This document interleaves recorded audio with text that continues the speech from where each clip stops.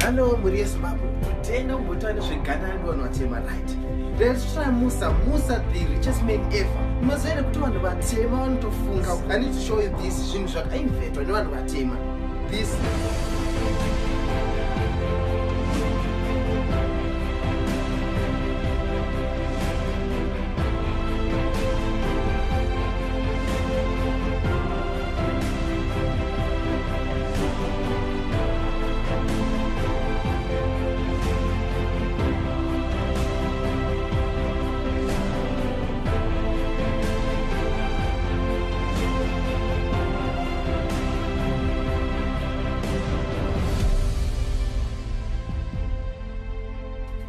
Doclu chete ndikuudza kuti vanhu vatema vanotofunga kana kufungira nemarungu kana kutovadarika. So chinofunga ibrain is not a skin, remember. So vanhu vatema musazvidzikisa.